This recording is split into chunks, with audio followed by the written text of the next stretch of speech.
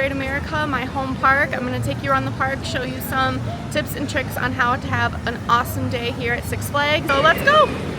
Alright, my first tip for you at a successful day at Great America is to arrive early. Now normally they open at either 10:30 or 11. Today they opened at 10:30, and I can tell you already by 10:30 the lines were huge, and if you don't have Flash Pass then you're gonna miss out on some really good opportunities to be able to not wait in lines for your favorite rides. So arrive early to the park. If it opens at 10:30, I would say at least get here at 10, probably either 9:45 or 9:30 if I'm being honest. Alright, my second tip for you is to, if you want to ride as many rides as possible, know the order in what to ride.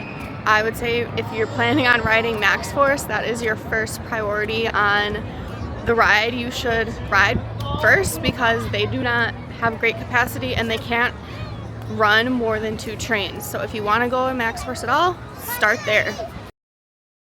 Alright, your next priority as far as coasters go, if you want to ride Superman, now's your time to do it because it's at the front of the park, so it tends to get really busy pretty quick, and it doesn't have as good as ride operations as Raging Bull does. So I would say Raging Bull gets really popular, but wait to ride that because Superman gets more packed quicker.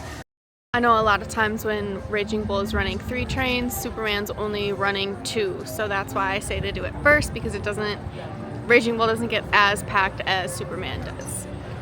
After Superman, the next place I would go as far as coasters is I would go towards Goliath, and I would ride Goliath because that one is the big one that comes up next, and it gets pretty decent lines, so I would then go over to Goliath and ride that.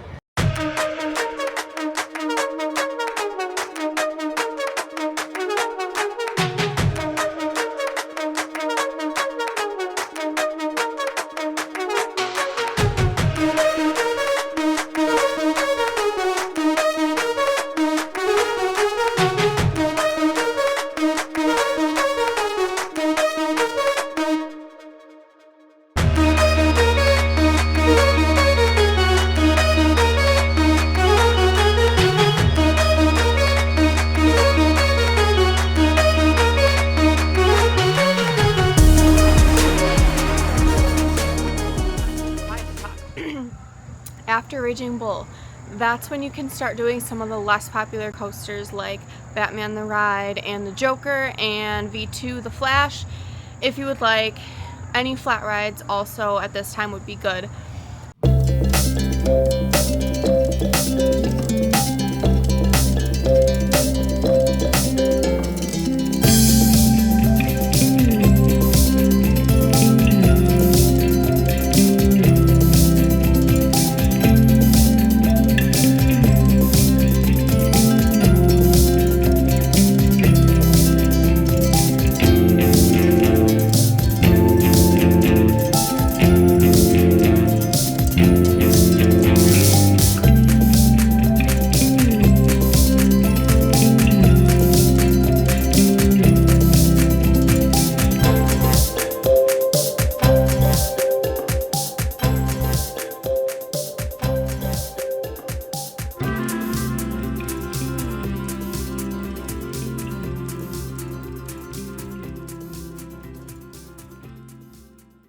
Alright, my next tip is to come prepared with knowing the policy for loose articles on the rides.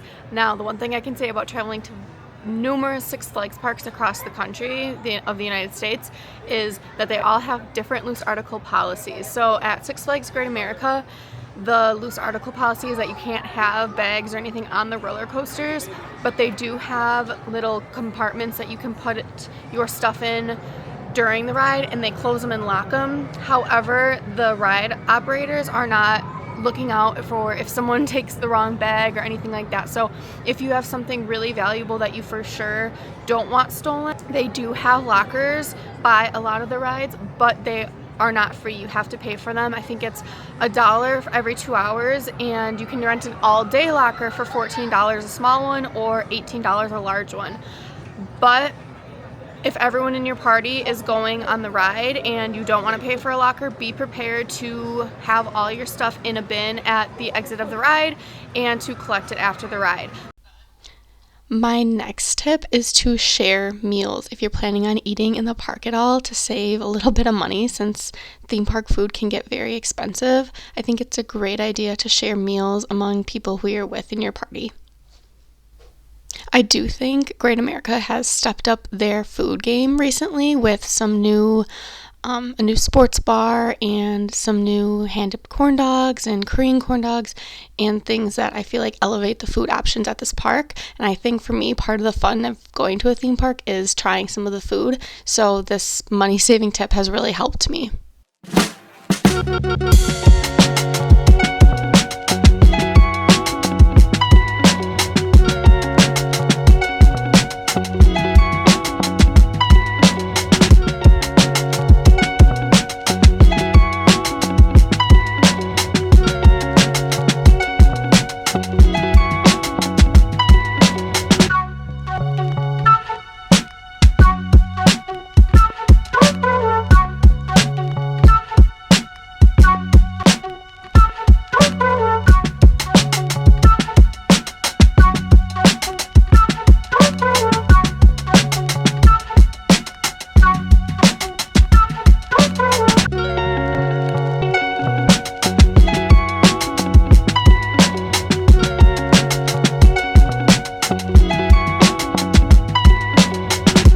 Okay, tell me why that cotton candy literally smelled so good. I don't even like cotton candy that much, but that's how they get you with the smell, is it smelled so good.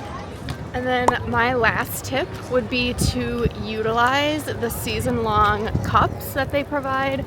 Well, not provide, but you have to pay for them. Some of the season passes, like the more expensive season passes, you get a free cup, a season-long cup to fill up as many times as you want for free. My biggest tip is, if your season pass does not include that, to buy it if you come more than once, especially in the summer when it's really hot. They have Powerade, you can fill it up with water if you want, and all the rides have little cup holders at the end of the ride, so you can put your cup in the cup holder so they don't spill on anything. But yeah, I think it's super useful. Also, if you're going to any more Six Flags parks than just Great America, they work at any Six Flags park. So that's my biggest tip, to stay hydrated on your trip to Great America. Camera here. Hi. All right, that's pretty much it. I think I gave you most of my tips and tricks as someone who comes here a lot and someone who's been to over 10 Six Flags parks in the past few years and just theme parks in general.